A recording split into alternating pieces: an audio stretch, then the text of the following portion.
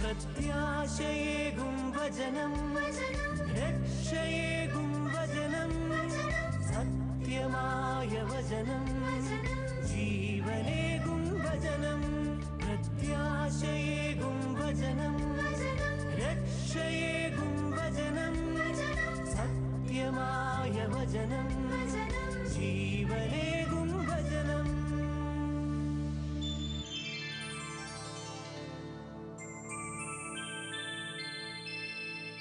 ഉപാസന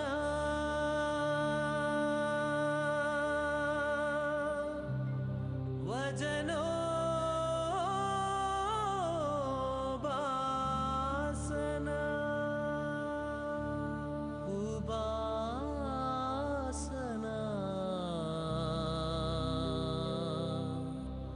വചനോ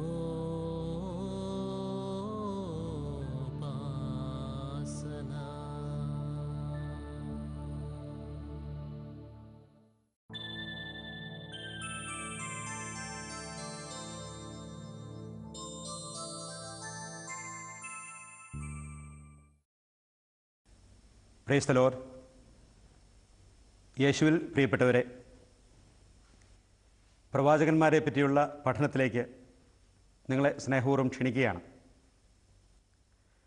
പ്രവാചകന്മാരെ പറ്റിയുള്ള പഠനങ്ങളിൽ ഇതുവരെയായി സാമൂഹ്യനീതിയുടെ പ്രവാചകൻ എന്നറിയപ്പെടുന്ന ആമോസിനെക്കുറിച്ചും ദൈവസ്നേഹത്തിൻ്റെ പ്രവാചകൻ എന്നറിയപ്പെടുന്ന ഹോശിയയെക്കുറിച്ചും ദൈവമഹത്വത്തിൻ്റെ പ്രവാചകൻ എന്നറിയപ്പെടുന്ന മീകായെപ്പറ്റിയും ദൈവത്തിൻ്റെ വിശുദ്ധിയുടെ പ്രവാചകൻ എന്നറിയപ്പെടുന്ന യേശയ്യായെക്കുറിച്ചും പുതിയ ഉടമ്പടിയുടെ പ്രവാചകൻ എന്നറിയപ്പെടുന്ന ജെറമിയായെക്കുറിച്ചും വിശദമായി നമ്മൾ കാണുകയുണ്ടായി.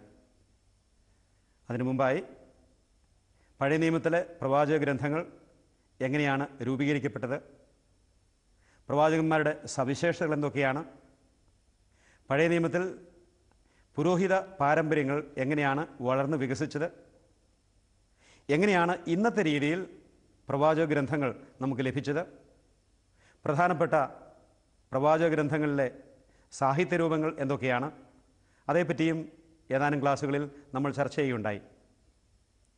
ഇന്നു മുതലുള്ള നമ്മുടെ ക്ലാസ്സുകളിൽ വലിയ പ്രവാചകന്മാർ എന്നറിയപ്പെടുന്ന ആ ഗണത്തിലെ മൂന്നാമത്തെ പ്രവാചകനെപ്പറ്റി, എസെക്കിയേൽ പ്രവാചകനെ പറ്റിയുള്ള പഠനം നമ്മൾ ആരംഭിക്കുകയാണ്. 4 പ്രവാചകന്മാരാണ് വലിയ പ്രവാചകന്മാർ എന്നറിയപ്പെടുന്നത്: യേശയ്യ, ജെറമിയ, എസെക്കിയേൽ, ദാനിയേൽ. അതിനും പുറമെ ആമോസ് മുതൽ മലാക്കി വരെയുള്ള 12 ചെറിയ പ്രവാചകന്മാരും വിലാപങ്ങളുടെ പുസ്തകവും ബാറൂക്കും. അങ്ങനെ 12ഉം 4ഉം 16, 2ഉം 18 പുസ്തകങ്ങളാണ് പഴയ നിയമത്തിൽ പ്രവാചക ഗ്രന്ഥങ്ങളായി നമ്മൾ കണക്കാക്കുന്നത്. നമുക്കറിയാം, വലിയ പ്രവാചകന്മാർ മേജർ പ്രോഫറ്റ്സ്, ചെറിയ പ്രവാചകന്മാർ മൈനർ പ്രോഫറ്റ്സ് എന്നുള്ള ആ വിഭജനം തന്നെ പ്രവാചകന്മാരുടെ സന്ദേശത്തിൻ്റെ വ്യാപ്തിയോ ആഴമോ അനുസരിച്ചോ അവർക്ക് ഇസ്രായേൽ ചരിത്രത്തിൽ ലഭിച്ച പ്രാധാന്യത്തിൻ്റെ പശ്ചാത്തലത്തിലല്ല, നേരെ മറിച്ച് അവരുടെ പുസ്തകത്തിൻ്റെ ദൈർഘ്യത്തിൻ്റെ പശ്ചാത്തലത്തിലാണ്. നമ്മൾ കണ്ടു, യേശയ്യാ പ്രവാചകൻ്റെ പുസ്തകം 66 അധ്യായങ്ങളുണ്ട്, ജെറമിയ പ്രവാചകൻ്റെ പുസ്തകത്തിൽ 52 അധ്യായങ്ങളുണ്ട്, എസെക്കിയേൽ പ്രവാചകൻ്റെ പുസ്തകത്തിൽ 48 അധ്യായങ്ങളുണ്ട്. അതേസമയം ഹബക്കൂക്ക് പ്രവാചകൻ്റെ പുസ്തകത്തിൽ 3 അധ്യായങ്ങളേ ഉള്ളൂ. അതുകൊണ്ടാണ് നമ്മൾ ഹബക്കൂക്കിനെ ഒരു ചെറിയ പ്രവാചകനായിട്ട് കണക്കാക്കുക. ഇത്രയും ആമുഖമായി ഇന്നത്തെ ക്ലാസ്സിൽ എസെക്കിയേൽ പ്രവാചകൻ്റെ പശ്ചാത്തലം, അദ്ദേഹം ജീവിച്ചിരുന്ന കാലഘട്ടം, ഇസ്രായേലിൻ്റെ പ്രവാചക പരമ്പരയിൽ എസെക്കിയേൽ പ്രവാചകനുണ്ടായിരുന്ന പ്രാധാന്യം, പിന്നെ എസെക്കിയേലിൻ്റെ പുസ്തകത്തെ പറ്റിയുള്ള പൊതുവായിട്ടുള്ള ഒരു ഘടനയുടെ വിശദീകരണം, ഇത്രയും കാര്യങ്ങളാണ് ഇന്നത്തെ ഈ ക്ലാസ് വഴിയായിട്ട് നമ്മൾ ഉദ്ദേശിക്കുന്നത്. എസെക്കിയേൽ പ്രവാചകൻ BC 597 ആദ്യത്തെ നാടുകടത്തലിൽ പെട്ട അംഗമായിരുന്നു. ഇസ്രായേലിൽ ബാബിലോൺ രാജാവായിരുന്ന നെബൂഖദ്നേസർ രാജാവിൻ്റെ കാലത്ത് 2 പ്രാവശ്യം നാടുകടത്തൽ ഉണ്ടായിട്ടുണ്ട്. 597 587 587 നാടുകടത്തിലാണ് ബാബിലോണിയൻ പ്രവാസം എന്ന സാധാരണഗതിയിൽ വിളിക്കപ്പെടുന്നത്. എന്നാൽ അതിനു മുമ്പ് 10 കൊല്ലം മുമ്പ് 597 നെബൂഖദ്നേസർ ആളുകൾ യൂദയായിൽ നിന്നും കുറേ മനുഷ്യരെ ബാബിലോണിലേക്ക് ബന്ധികളായി കൊണ്ടുപോവുകയുണ്ടായി. അങ്ങനെ ബാബിലോണിലേക്ക് BC 597 നാടുകടത്തപ്പെട്ട യഹൂദരിൽപ്പെട്ട ആളായിരുന്നു എസെക്കിയേൽ പ്രവാചകൻ. എസെക്കിയേൽ ഒരു പുരോഹിതനായിരുന്നു. ഒരുപക്ഷെ ഇസ്രായേലിലെ പ്രവാചകന്മാരിൽ പ്രവാചക പാരമ്പര്യവും പുരോഹിത പാരമ്പര്യവും സമന്വയിപ്പിച്ച വ്യക്തി അത് അങ്ങനെയുള്ളൊരു വ്യക്തിയാണ് എസെക്കിയേൽ. ബാബിലോണിലായിരിക്കുമ്പോഴാണ് എസെക്കിയേലിൻ്റെ പുസ്തകം 1-ാം അധ്യായം 1-ാമത്തെ വാക്യം അനുസരിച്ച് ഖേബാർ നദീതീരത്തിൻ്റെ പശ്ചാത്തലത്തിൽ വെച്ചാണ് എസെക്കിയേലിന് പ്രവാചകനാനുള്ള വിളി ലഭിക്കുന്നത്. 3 പ്രധാനപ്പെട്ട ആശയങ്ങൾ പ്രവാചകന് ലഭിച്ച ഈ വിളിയിൽ അടങ്ങിയിട്ടുണ്ട്. ആദ്യമേ നമ്മൾ ഓർമ്മിക്കേണ്ടത് ബാബിലോണിൽ ഖേബാർ നദീതീരത്ത് വെച്ചാണ് ദൈവമായ കർത്താവ് പ്രവാചക ദൗത്യത്തിനു വേണ്ടി എസെക്കിയേലിനെ വിളിക്കുന്നത്. അതിൻ്റെ അർത്ഥം എന്താണ്? ഒന്നാമതായി, ദൈവമായ കർത്താവിന് യഹോവയെ ലോകത്തിൻ്റെ ഏതു ഭാഗത്തു വെച്ചും നമുക്ക് അനുഭവിക്കാൻ കഴിയും. യഹോവയായ ദൈവം ഇസ്രായേലിൽ മാത്രം ഒതുങ്ങി നിൽക്കുന്ന ദൈവമല്ല. ബാബിലോണിലെ ഖേബാർ നദീതീരത്തും അവിടത്തേക്ക് പ്രത്യക്ഷപ്പെടാനും അവിടുത്തെ ദൗത്യത്തിനു വേണ്ടി മനുഷ്യനെ വിളിക്കാനും കഴിയും. അതുവഴിയായി രണ്ടാമത്തെ ഒരാശയത്തിലേക്ക് കടക്കുകയാണ്. യഹോവയായ ദൈവം ഇസ്രായേലിൽ മാത്രം ഒതുങ്ങി നിൽക്കുന്ന ദൈവമല്ല. ഒരു യൂണിവേഴ്സൽ ഡയമെൻഷൻ എന്ന് വിളിക്കാം. കാരണം എസെക്കിയേലിൻ്റെയൊക്കെ കാലഘട്ടത്തിൽ ഇസ്രായേലിൻ്റെ വിശ്വാസം അനുസരിച്ച് ഏകദൈവ വിശ്വാസം എന്നൊക്കെ പറയാമെങ്കിലും നമ്മൾ ഇന്ന് മനസ്സിലാക്കുന്ന രീതിയിലുള്ള മോണോതെയിസ്റ്റിക് ഫെയ്ത്ത് അത് അത്ര കൃത്യമായിരുന്നില്ല. അവിടെ കാഴ്ചപ്പാടനുസരിച്ച് ഓരോ രാഷ്ട്രത്തിനും ഓരോ രാജ്യത്തിനും അതിൻ്റെ ദേവന്മാരുണ്ട്. പ്രൊട്ടക്റ്റീവ് ഡെയിറ്റി എന്ന് വിശേഷിപ്പിക്കാം ആ രാജ്യത്തെ സംരക്ഷിക്കുന്ന ദൈവം. അതനുസരിച്ച് ബാൽ ദേവൻ കാനാൻകാരുടെ ദൈവമാണ്. ഫിലിസ്തീയക്കാരുടെ ദൈവമാണ് അഷ്താർത്ത് ദേവി. ഈജിപ്തുകാർക്ക് അവിടേതായ ദേവന്മാരുണ്ട്. റോമാക്കാർക്ക് അവിടെ ദേവന്മാരുണ്ട്. അതുപോലെ യഹോവയായ ദൈവം ഇസ്രായേൽക്കാരുടെ ദൈവമാണ്. അതുകൊണ്ട് ഇസ്രായേലിൻ്റെ പശ്ചാത്തലത്തിൽ മാത്രമേ ദൈവത്തെ അനുഭവിക്കാൻ കഴിയൂ. ആ ചിന്താഗതിക്ക് മാറ്റം വരുത്തുന്ന ഒരു അനുഭവമാണ് എസെക്കിയേൽ പ്രവാചകന് ബാബിലോണിൽ വെച്ച് ഖേബാർ നദീതീരത്ത് യഹോവയായ ദൈവത്തിൻ്റെ ദർശനമുണ്ടാവുക എന്നുള്ളത്. മൂന്നാമതായിട്ടുള്ളൊരു യാഥാർത്ഥ്യം, ഏത് പ്രദേശവും വിശുദ്ധമായ പ്രദേശമാണ്. വിശുദ്ധ നാടുകൾ എന്ന യഹൂദരുടെ കാഴ്ചപ്പാട് ഇന്നും ഒരു പരിധിവരെ നമ്മൾ പറയുന്നതാണ്. അത് പലസ്തീന. എന്നാൽ ദൈവം എവിടെയെല്ലാം ഉണ്ടോ അവിടെയെല്ലാം വിശുദ്ധമാണ്.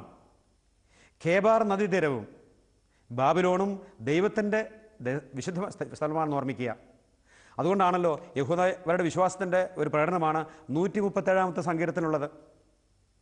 ബാബിലോണിൽ ബന്ധികളായി താമസമർപ്പിച്ചിരുന്ന ആ യഹൂദർ തങ്ങളുടെ അവസ്ഥയെപ്പറ്റി പറയുന്നതാണ് സങ്കീർത്തനം 137-ലുള്ളത്.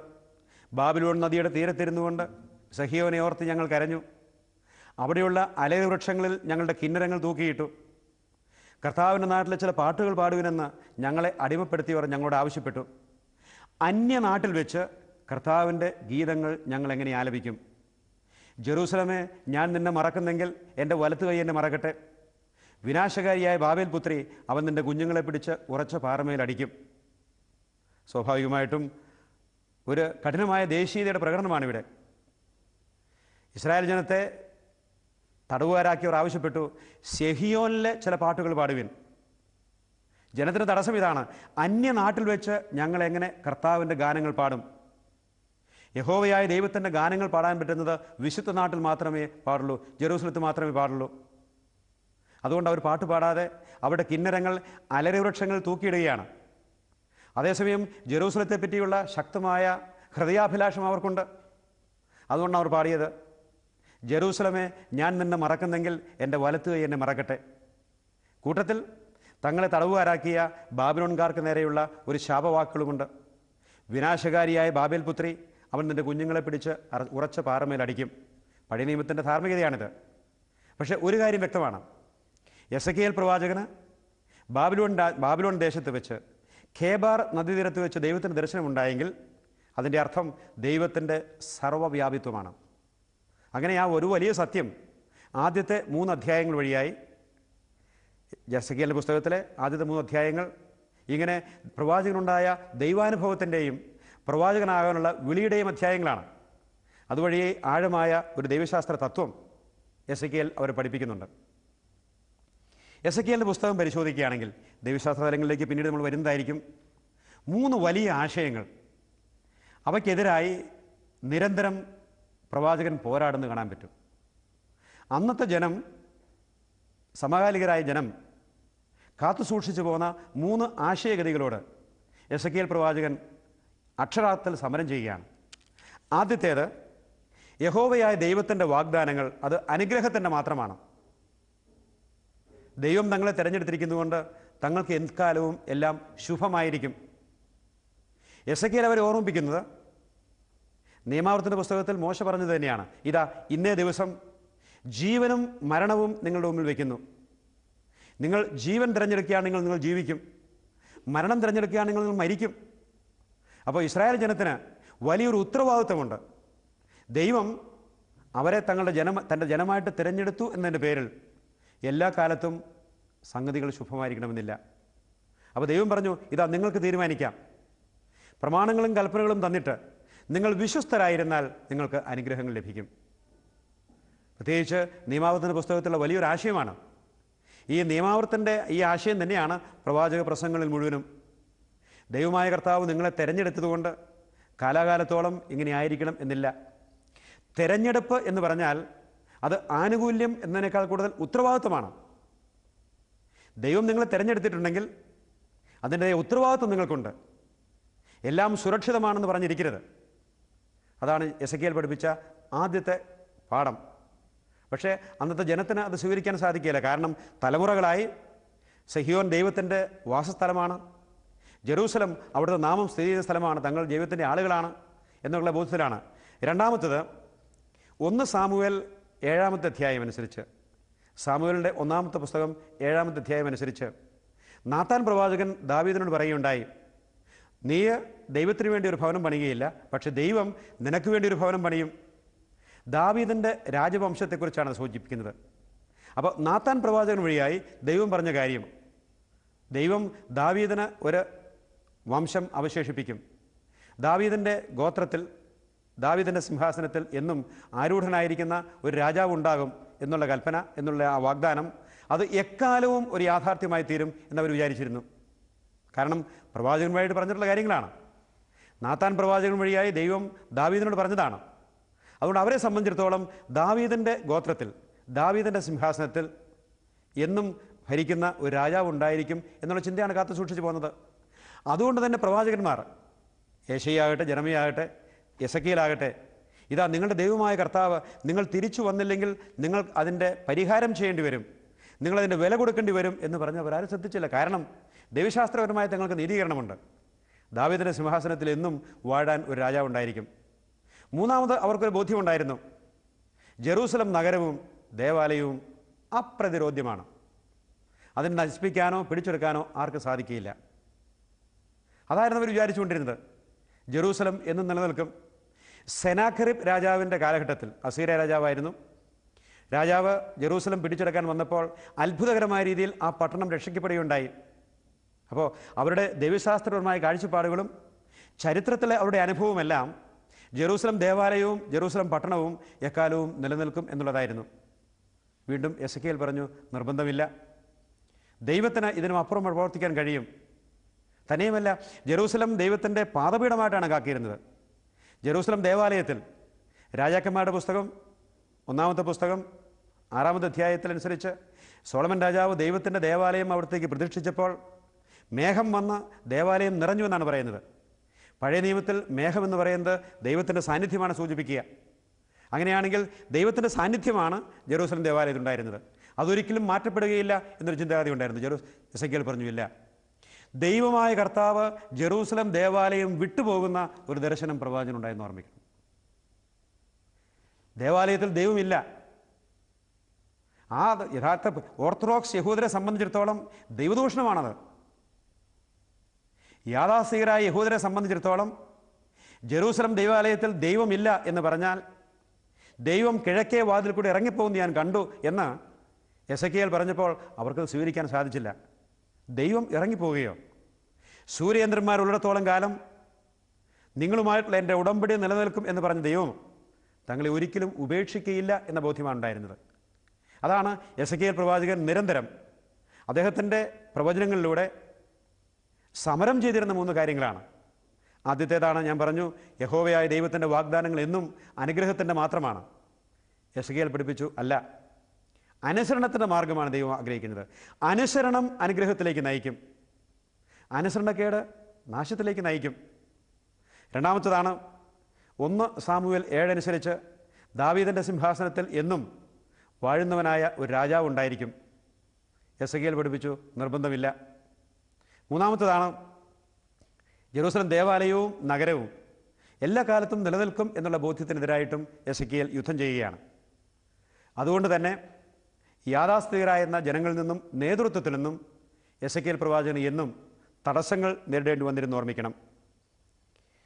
എസെക്കിയേലിനെ സംബന്ധിച്ചിടത്തോളം ഞാൻ നേരത്തെ സൂചിപ്പിക്കുകയുണ്ടായി, പ്രവാചക നിരയിൽ പൗരോഹിത്യ പാരമ്പര്യവും പ്രവാചക പാരമ്പര്യവും സമന്വയിപ്പിക്കുന്ന വ്യക്തിയാണ് എസെക്കിയേൽ പ്രവാചകൻ. അതുകൊണ്ട് എസെക്കിയേലിനെ പറ്റി പറയുന്നത്, പണ്ഡിതന്മാർ പറയുന്നത്, ഇസ്രായേലിൻ്റെ അടിസ്ഥാന പാരമ്പര്യങ്ങൾ എന്ന് പറയുന്നത് ലേവ്യരുടെ പുസ്തകം 17 മുതൽ 26 വരെ, ലേവ്യരുടെ പുസ്തകം 17 മുതൽ 26 വരെയുള്ള അധ്യായങ്ങളും പുറപ്പാടിൻ്റെ പുസ്തകം 25 മുതൽ 40 വരെയുള്ള അധ്യായങ്ങളുമാണ് ഇസ്രായേലിൻ്റെ അടിസ്ഥാന പാരമ്പര്യം. ലേവ്യരുടെ പുസ്തകത്തിലും പുറപ്പാടിൻ്റെ പുസ്തകത്തിലും ഞാൻ സൂചിപ്പിച്ച ഈ അധ്യായങ്ങൾ എന്താണുള്ളത്? ദേവാലയത്തെയും ആരാധനാവിധികളെയും പൗരോഹിത്യത്തെയും കുറിച്ചുള്ള കാര്യങ്ങളാണത്. വേറെ വാക്കുകൾ പറഞ്ഞാൽ ഇസ്രായേൽ ആരാധനാ സമൂഹം, Israel is A worshipping community, പ്രാർത്ഥിക്കുന്ന ജനം. അപ്പോൾ പ്രാർത്ഥനയും ആരാധനയും ബലിയർപ്പണവും ദേവാലയവുമായിട്ട് ബന്ധപ്പെട്ട ഒരു കാഴ്ചപ്പാട്. അതുകൊണ്ട് പുനരുദ്ധരിക്കപ്പെട്ട ഇസ്രായേൽ ഇതുപോലെ ഒരു ദേവാലയത്തിന് ചുറ്റുപാടും പ്രാർത്ഥനയുടെ മനുഷ്യരായി തീരും. അന്ന് ദേവാലയത്തിൽ നിന്ന് തന്നെ അരുവികൾ പുറപ്പെടും. വെളിപാടിൻ്റെ പുസ്തകത്തിൽ ഇതുപോലെ ജെറൂസലത്ത്, പുതിയ ജെറൂസലത്ത് ഒരു ദേവാലയം ഉള്ളതായിട്ടൊരു യോഹന്നാന് ഒരു ദർശനം ഉണ്ടാകുന്നുണ്ട്. ഇതിൻ്റെയൊക്കെ അർത്ഥം ഇത്രയേ ഉള്ളൂ, ദൈവത്തിൻ്റെ ജനം ഒരു ആരാധനാ സമൂഹമാണ്. ആരാധന എന്ന് പറയുന്നത് ഏതെങ്കിലും ആചാരാനുഷ്ഠാനങ്ങൾ മാത്രം ഒതുങ്ങി നിൽക്കുന്നതല്ല. അതേസമയം ബലികളും പ്രാർത്ഥനകളൊക്കെ അതിൻ്റെ ഭാഗമാണ്. അതിനേക്കാൾ ഉപരിയായി പുതിയ നിയമത്തിലേക്ക് കടക്കുമ്പോൾ ആരാധനയെപ്പറ്റിയുള്ള ശരിയായ കാഴ്ചപ്പാട് നടക്കും. പൗലോസിൻ്റെ റോമാക്കാർക്ക് ലേഖനം 12-ാമത്തെ അധ്യായത്തിൽ നിങ്ങളുടെ ശരീരങ്ങളെ സജീവ ബലിയായി ദൈവത്തിന് സമർപ്പിക്കുവാൻ, ജീവിത ശൈലിയായിരിക്കണം ആരാധനയുടെ ശൈലി. ജീവിതവുമായിട്ട് ബന്ധപ്പെടാത്ത ആരാധനയല്ല അവിടെ ഉദ്ദേശിക്കുന്നത്. അങ്ങനെ മനസ്സിൻ്റെ നവീകരണം വഴി ജീവിതത്തിൻ്റെ ശൈലി അത് ആരാധനയുടെ ശൈലിയായി മാറ്റുന്ന, ദൈവത്തെയും സഹോദരരെയും സ്നേഹിക്കുന്ന ഒരു സമൂഹമായി തീരുക. പഴയ നിയമത്തിൽ എസെക്കിയേലിൻ്റെ വിഷൻ, ദർശനമെന്ന് പറയുന്നത് ഈ രീതിയിലേക്കാണ് വിരൽ ചൂണ്ടുന്നത്. അതതിൻ്റെ പൂർണ്ണതയിലേക്ക് വരും. കാരണം യോഹന്നാന്റെ സുവിശേഷം 4-ാമത്തെ അധ്യായത്തിൽ ശമ്രായക്കാരി സ്ത്രീയുമായിട്ട് സംസാരിക്കുമ്പോൾ കർത്താവ് പറഞ്ഞു, അല്ലയോ സ്ത്രീയെ, പിതാവിനെ ആരാധിക്കുന്നവർ ഈ മലയിലോ ജെറൂസലത്തോ അല്ല, സത്യത്തിലും അരൂപിയിലും ദൈവത്തെ ആരാധിക്കുന്ന കാലഘട്ടം വരും. അപ്പോൾ ദൈവത്തെ ആരാധിക്കുന്നവരാണ് ദൈവത്തിൻ്റെ ജനം. ദൈവത്തിൻ്റെ ജനം എന്ന് പറയുന്നത് ഒരു ആരാധന സമൂഹമാണ്. അതുകൊണ്ടാണ് എസെക്കിയേലിൻ്റെ ഭാഷയിൽ അത് പൗരോഹിത്യ പാരമ്പര്യം. അപ്പോൾ ലേവ്യരുടെ പുസ്തകത്തിലും പുറപ്പാടിൻ്റെ പുസ്തകത്തിലും ഇസ്രായേലിൻ്റെ അടിസ്ഥാന പാരമ്പര്യങ്ങളായി എസെക്കിയേൽ പഠിപ്പിക്കുന്ന കാര്യമാണ് ദൈവത്തിൻ്റെ ജനം ആരാധനയുടെ സമൂഹമാണെന്നുള്ളത്. അതുകൊണ്ട് തന്നെ എസെക്കിയേൽ ദേവാലയത്തിനും ബലിയർപ്പണത്തിനും കർത്താവിൻ്റെ നിയമത്തിനും ജനത്തിൻ്റെ ജീവിതത്തിലുള്ള പ്രാധാന്യം എടുത്തു കാണിച്ച വ്യക്തിയാണ്. ബാബിലോണിയൻ അടിമത്തത്തിന് ശേഷം ജെറൂസലം ദേവാലയം നശിപ്പിക്കപ്പെട്ടപ്പോഴും ഈ ആശയം എന്നും യഹൂദജനം കാത്തു സൂക്ഷിച്ചു. ദൃശ്യമായ ഒരു അടയാളമായി ദേവാലയം ഇല്ലാതായപ്പോഴും ദൈവത്തിൻ്റെ വചനം, പ്രത്യേകിച്ച് തോറ, അതിനെ ചുറ്റിപ്പറ്റിയാണ് ദൈവത്തിൻ്റെ ജനം വളരേണ്ടതും അഭിവൃദ്ധി പ്രാപിക്കേണ്ടതും എന്നുള്ള ആശയം. അങ്ങനെ യഹൂദജനം നിയമത്തിൻ്റെ ജനമായി തീർന്നത്, നിയമപുസ്തകത്തിൻ്റെ ജനമായി തീർന്നതിൻ്റെ മുഖ്യമായ ഉത്തരവാദിത്വം എസെക്കിയേൽ പ്രവാചകനാണ്. അതുകൊണ്ടാണ് എസെക്കിയേൽ പ്രവാചകനെ ദ ഫാദർ ഓഫ് ജുഡൈസം, യഹൂദ വിശ്വാസത്തിൻ്റെ പിതാവ് എന്ന് വിളിക്കാറുണ്ട്. ഓരോ പ്രവാചകന്മാർക്കും അവരുടെ സന്ദേശത്തിൻ്റെ ഊന്നലിൻ്റെ പശ്ചാത്തലത്തിൽ ഒരു പ്രത്യേക പേരുകൾ കൊടുക്കുന്നുണ്ട്. നമ്മൾ കണ്ടതാണ്. ആമോസ് പ്രവാചകനെ സംബന്ധിച്ചിടത്തോളം അത് സാമൂഹ്യ നീതിയുടെ പ്രവാചകൻ. ഏറ്റവും അവസാനമായിട്ട് നമ്മൾ പഠിച്ച ജെറമിയ പ്രവാചകൻ്റെ കാര്യത്തിൽ അത് പുതിയ ഉടമ്പടിയുടെ പ്രവാചകൻ. അങ്ങനെയാണെങ്കിൽ എസെക്കിയേലിനെ പറ്റി പറയുന്നതാണ് ഹീസ് ദ ഫാദർ ഓഫ് ജുഡൈസം. അതുപോലെ എസെക്കിയേലിനെ പറ്റി പറയുന്ന വേറൊരു കാര്യമാണ് വ്യക്തിപരമായ ഉത്തരവാദിത്വത്തിൻ്റെ പ്രവാചകൻ എന്നാണ്. The prophet of individual responsibility. അതിന് കാരണമുണ്ട്. എസെക്കിയേൽ പ്രവാചകൻ്റെ പുസ്തകം 18-ാമത്തെ അധ്യായം 1 മുതൽ 5 വരെയുള്ള ഭാഗത്ത്, എസെക്കിയേലിൻ്റെ പുസ്തകം 18-ാമത്തെ അധ്യായം 1 മുതൽ 5 വരെയുള്ള ഭാഗത്ത് പുതിയ ഒരു ദർശനം എസെക്കിയേൽ പ്രവാചകൻ നൽകുന്നുണ്ട്. പിതാക്കന്മാർ പുളിച്ച മുന്തിരിങ്ങ കടിച്ചാൽ അവരുടെ മക്കളുടെ ചുണ്ട് അത് വക്രിക്കും എന്ന് പറഞ്ഞ ആ പഴഞ്ചൊല്ല് ഇനി ഇസ്രായേലിൽ ആവർത്തിക്കപ്പെടുകയില്ല. പിതാക്കന്മാർ പുളിച്ച മുന്തിരിങ്ങ കടിച്ചാൽ പിതാക്കന്മാരുടെ തന്നെ ആയിരിക്കും ചുണ്ട് അത് വക്രിക്കുന്നത്. നേരത്തെ പറഞ്ഞിരുന്ന പാരമ്പര്യം, നേരത്തെയുള്ള സൂചന, അതൊരു കളക്റ്റീവ് റെസ്പോൺസിബിലിറ്റിയുടെ പശ്ചാത്തലത്തിലാണ്. ഗോത്ര സംസ്കാരം നിലനിന്നിരുന്നപ്പോൾ പിതാക്കന്മാരുടെ കുറ്റങ്ങൾക്ക് മക്കൾ ശിക്ഷിക്കപ്പെടുക എന്നുള്ളൊരു ആശയമുണ്ടായിരുന്നു. എസെക്കിയേൽ പ്രവാചകൻ്റെ വരവോടുകൂടിയാണ് വ്യക്തിപരമായ ഉത്തരവാദിത്വം. പിതാക്കന്മാർ തെറ്റ് ചെയ്താൽ അതിൻ്റെ ഉത്തരവാദിത്വവും അതിൻ്റെ ശിക്ഷയും പിതാക്കന്മാർ തന്നെ അനുഭവിക്കേണ്ടി വരും. പിതാക്കന്മാരുടെ പേരിൽ മക്കൾ ശിക്ഷിക്കപ്പെടുകയില്ല. അങ്ങനെ അതുകൊണ്ടാണ് ആ ശക്തമായ ആ പഠിപ്പിക്കലുകൾ, പ്രബോധനം എസെക്കിയേൽ പ്രവാചകൻ്റെ ഭാഗത്ത് നിന്ന് നമുക്ക് കിട്ടുന്നത്. എസെക്കിയേൽ പ്രവാചനം 18-ാം അധ്യായം 1 മുതൽ 5 വരെ. ഞാൻ എസെക്കിയേലിനെ പറ്റി പറഞ്ഞു, പൊതുവായ കാര്യം പറഞ്ഞതേ ഉള്ളൂ. ഇവ ടെക്സ്റ്റുകളിലേക്കൊക്കെ പിന്നീട് നമ്മൾ കാണുന്നതായിരിക്കും. മൂന്നാമതായിട്ട് എസെക്കിയേലിനെ പറ്റി പറയുന്നത് എസെക്കിയേൽ പ്രവാചകൻ പുനരുദ്ധാരണത്തിൻ്റെ പ്രവാചകൻ എന്നാണ്. The prophet of restoration. എസെക്കിയേലിൻ്റെ പുസ്തകത്തിൽ 36-ാമത്തെ അധ്യായത്തിൽ അസ്ഥികളുടെ താഴ്വരയെ പറ്റിയുള്ള ദർശനമുണ്ട്. ഉണങ്ങിക്കിടക്കുന്ന അസ്ഥിക്കൂട്ടം, ഈ അസ്ഥിക്കൂട്ടത്തിന് കർത്താവിൻ്റെ ആത്മാവ് ഒന്ന് പ്രവേശിക്കുമ്പോൾ ജീവനുണ്ടാകുന്നു. അവ എഴുന്നേറ്റ് നിന്ന് പ്രവചിക്കുന്നു. ഇസ്രായേലിലെ ബാബിലോണിലെ ബന്ധികൾക്ക് വേണ്ടി നിൽക്കുന്ന പ്രതീകമാണ് ഉണങ്ങിക്കിടക്കുന്ന ഈ അസ്ഥികളുടെ കൂമ്പാരം. ഈ അസ്ഥികൾക്ക് ജീവൻ ലഭിക്കുമെന്നും അവർ പ്രവചിക്കാൻ തുടങ്ങുമെന്നും ശക്തമായ ഭാഷയിൽ എസെക്കിയേൽ പ്രവാചകൻ നമ്മെ അനുസ്മരിപ്പിക്കുകയാണ്. ഉത്ഥാനത്തിന് ചില ആശയങ്ങൾ അതിനകത്തുണ്ട്. അതിനേക്കാൾ കൂടുതലായിട്ട് ബാബിലോണിയൻ അടിമത്തം കഴിഞ്ഞും ഇസ്രായേൽ ജനത്തിന് ഒരു ഭാവിയുണ്ട്. ദൈവമായ കർത്താവ് അവരുടെ ജീവിതത്തിൽ ഇടപെട്ട് അവരെ വീണ്ടും ഉയർത്തിക്കൊണ്ടുവരും. ഈ ഒരു സത്യം വളരെ ശക്തമായി ഇസ്രായേലിനെ ഓർമ്മിപ്പിച്ചത്. ഈ തരത്തിൽ പറഞ്ഞാൽ ജെറമ്യാ പ്രവാചകൻ്റെ പുസ്തകത്തിലുള്ള പുതിയ ഉടമ്പടിയുടെ ആശയം തന്നെയാണ് ഇവിടെ എസെക്കിയേലിൻ്റെ പുസ്തകത്തിലെ ആ അസ്ഥികളുടെ താഴ്വര, അവിടെ ജീവൻ ലഭിക്കുന്നത്. അങ്ങനെ പ്രവാചകനെ പറ്റി നമുക്ക് പറയാവുന്ന കാര്യം, ഇസ്രായേൽ ജനത്തിൻ്റെ, യഹൂദ മതത്തിൻ്റെ പിതാവ്, ഫാദർ ഓഫ് ജുഡൈസം, വ്യക്തിപരമായ ഉത്തരവാദിത്വത്തിൻ്റെ പ്രവാചകൻ, the prophet of individual responsibility, അതുപോലെ തന്നെ പുനരുത്ഥാനത്തിൻ്റെ പ്രവാചകൻ, ദ പ്രോഫറ്റ് ഓഫ് റിസ്റ്റോറേഷൻ. അപ്പോൾ ഇത്രയും കാര്യങ്ങൾ നമുക്ക് പൊതുവായിട്ട് എസെക്കിയേലിനെ പറ്റി മനസ്സിലാക്കി. ഈ 48 അധ്യായങ്ങളുടെ അദ്ദേഹത്തിൻ്റെ പുസ്തകത്തിൻ്റെ ആ രൂപരേഖയെപ്പറ്റി ചില കാര്യങ്ങൾ നോക്കാം. 5 ഭാഗങ്ങളായിട്ട് ഈ 48 അധ്യായത്തിൽ തിരിക്കാം. ഞാൻ ആരംഭത്തിൽ സൂചിപ്പിച്ചതുപോലെ പ്രവാചകന്മാരുടെ പുസ്തകങ്ങളുടെ ഘടന ഇങ്ങനെ പറയുന്നത് അത് അതേപടി ഓർത്തിരിക്കാൻ വേണ്ടിയൊന്നുമല്ല. പലപ്പോഴും ഏതാനും അധ്യായങ്ങൾ ഒരുമിച്ച് പോകുന്ന വഴിയായി ആ അധ്യായങ്ങൾക്ക് ഒരു ആശയത്തിൻ്റെ കാര്യത്തിൽ യൂണിറ്റിയുണ്ട്, ഐക്യമുണ്ട്.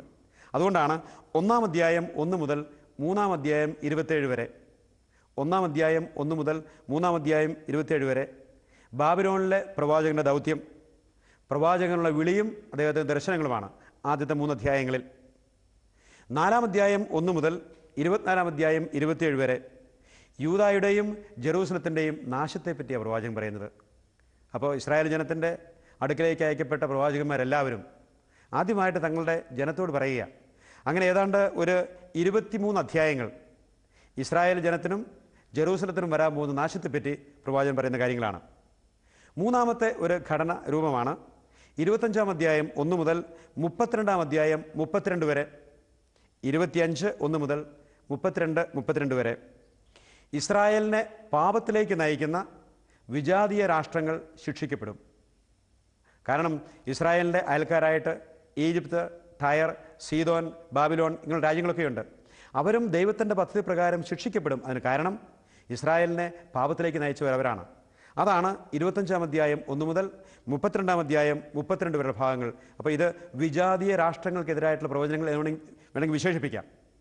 4-ാമത്തെ ഉപഘടകമാണ് 33 1 മുതൽ 39 29 വരെ. അത് വീണ്ടും ഏതാണ്ട് ഒരു 6 അധ്യായങ്ങളുണ്ട്. ഇതാണ് ആശ്വാസത്തിൻ്റെ സന്ദേശം. അപ്പോൾ പ്രവാചകൻ ഇസ്രായേലിൽ വരാൻ പോകുന്ന നാശത്തെപ്പറ്റി പറഞ്ഞു. പക്ഷേ ഒരു പ്രവാചകനും ഇസ്രായേലിന് നാശമാണ് അഭവിക്കാൻ പോകുന്നത് എന്ന് പറഞ്ഞിട്ട് അവിടെ നിർത്തുകയല്ല. പ്രത്യാശയുടെ ഒരു സന്ദേശം പറഞ്ഞുകൊണ്ടാണ് അവർ നിർത്തുന്നത്. അതുകൊണ്ടാണ് ഈ 6 അധ്യായങ്ങൾ 33 മുതൽ 31 വരെയുള്ള അധ്യായങ്ങൾ അത് പ്രത്യാശയുടെ section, the section of comfort or consolation എന്ന് വിളിക്കാം. ഏറ്റവും അവസാനമായിട്ട് 40 മുതൽ 40-ാം അധ്യായം 1 മുതൽ 48-ാം അധ്യായം 35 വരെ പുനരുദ്ധരിക്കപ്പെട്ട ഇസ്രായേൽ. അവിടമാണ് ജെറൂസലം ദേവാലയം. കർത്താവ് വീണ്ടും വരും. കിഴക്കേ വാതിലിൽ കൂടി ദേവാലയം വിട്ടുപോയ കർത്താവിൻ്റെ മഹത്വം വീണ്ടും ജെറൂസലേക്ക് തിരിച്ചു വരും. അങ്ങനെ പുനരുദ്ധരിക്കപ്പെട്ട ദേവാലയം അപ്പോൾ വ്യാപകമായ അർത്ഥത്തിലാണ് അത് മനസ്സിലാക്കേണ്ടത്. അത് ദൈവജനത്തിൻ്റെ ജീവിതത്തിൻ്റെ കേന്ദ്രബിന്ദുവായി തീരുന്നു. അതോടെ പുസ്തകം അവസാനിക്കുകയാണ്. അങ്ങനെ 48 അധ്യായങ്ങളുള്ള എസെക്കിയേൽ പ്രവാചകൻ്റെ പുസ്തകം 5 സബ് സെക്ഷൻസായിട്ട് നമുക്ക് കാണാൻ സാധിക്കും. വരും ദിവസങ്ങളിൽ എസെക്കിയേൽ പ്രവാചകനെ പറ്റിയുള്ള പഠനമായിരിക്കും നമ്മൾ മുമ്പോട്ട് കൊണ്ടുപോകുക. അപ്പോൾ എസെക്കിയേൽ പ്രവാചകൻ വലിയ പ്രവാചകന്മാർ എന്നറിയപ്പെടുന്ന ആ സെക്ഷനിൽ 3-ാമത്തെ ആളാണ്. ഏശയ്യായും ജെറമിയായും കഴിഞ്ഞാൽ എസെക്കിയേൽ പ്രവാചകൻ. എസെക്കിയേൽ ജീവിച്ചിരുന്ന കാലഘട്ടം അത് ബാബിലോണിലേക്ക് ആദ്യമായി ബന്ദികളായിട്ട് കൊണ്ടുപോയിരുന്ന അവരുടെ കൂട്ടത്തിൽപ്പെട്ടതാണ്. BC 597.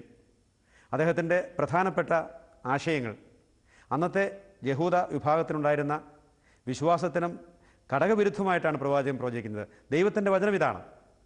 പിന്നെ എസെക്കിയേൽ പ്രവാചകനെ പറ്റി യഹൂദ വിശ്വാസത്തിൻ്റെ പിതാവ്, വ്യക്തിപരമായ ഉത്തരവാദിത്തത്തിൻ്റെ പ്രവാചകൻ, പുനരുത്ഥാനത്തിൻ്റെ പ്രവാചകൻ എന്നെല്ലാം വിളിക്കാറുണ്ട്. 48 അധ്യായങ്ങളുള്ള എസെക്കിയേലിൻ്റെ പുസ്തകം അത് പഠനത്തിൻ്റെ സൗകര്യത്തിനു വേണ്ടി 5 ആയിട്ട് നമുക്ക് തിരിക്കാം. വരും ദിവസങ്ങളിൽ വ്യക്തിപരമായ ഉത്തരവാദിത്തത്തിൻ്റെ പ്രവാചകൻ എന്നറിയപ്പെടുന്ന എസെക്കിയേലിൻ്റെ പുസ്തകത്തിലെ വിശദാംശങ്ങളിലേക്ക് നമ്മൾ കിടക്കുന്നതായിരിക്കും. ദൈവത്തിന് സ്തുതിയായിരിക്കട്ടെ.